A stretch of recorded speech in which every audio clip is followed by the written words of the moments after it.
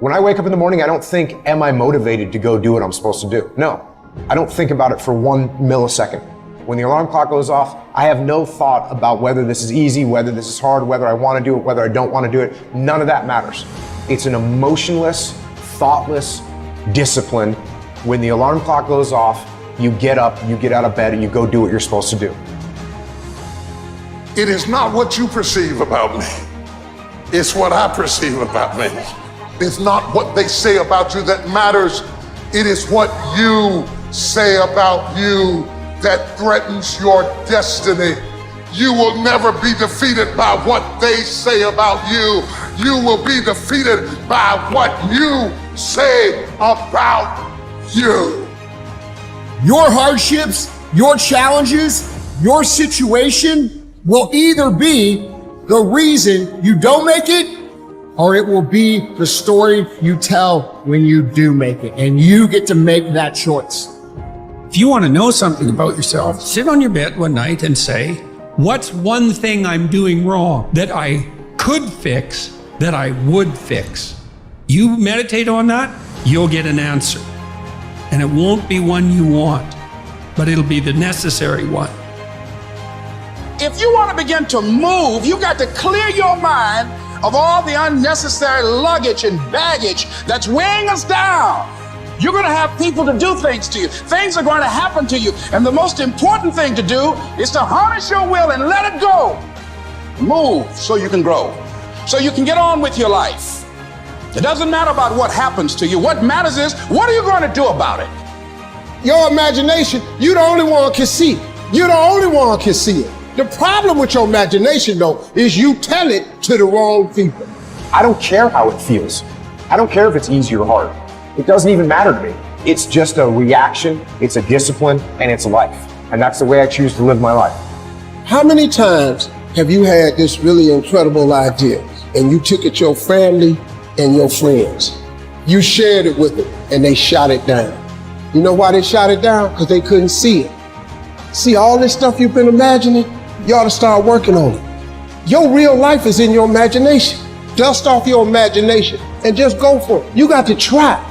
Quit waking up thinking you ain't got no say-so in your life. You have a choice in this matter. You can't stop what happened to you, but you can doggone sure do something about what happened to you. Life is 10% what happened to you, it's 90% what you do about it. I don't care if you have to inch your way day by day, even if you have to get down and it hurts and it's hard and nobody can see what you're really going through. If you don't quit. Your mind says no. You just say, this is what we do. It's what we do now. Because to get to where you want to go, the amount of pain involved, the amount of mental pain of how many times you're going to have to do something that you don't want to do to get to where you want to go.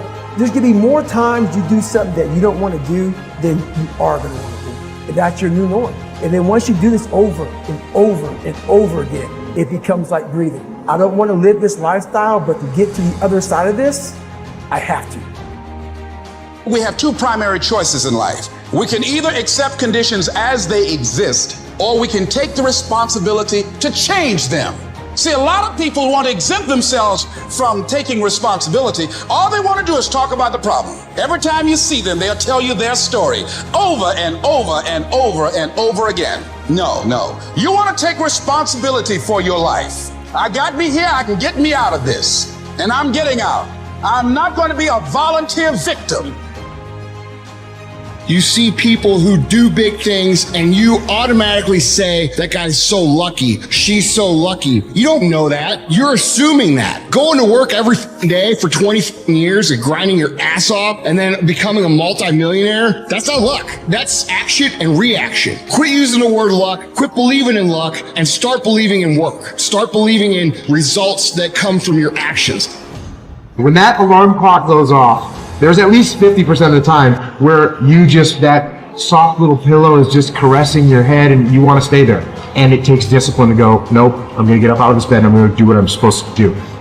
Everyone in the world has a list of things they think they should do. I should lose weight. I should work out. I should spend more time with my kids. I should work harder. I should make more calls. I should. And then you know what? People don't do their shoulds and they get mad at themselves and they what I call should all over themselves. They beat themselves up about it. What changes people is when your should becomes a must. When suddenly the thing you said should happen has to happen. That's when human beings change.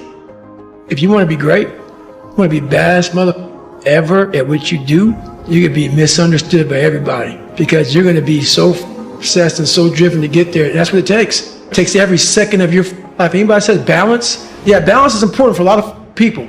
It is. But if you want to go to that edge where people do not like you, don't understand you, question everything you do, you've arrived. When people don't understand you anymore, you're in that spot of obsession and drive. Here's the truth.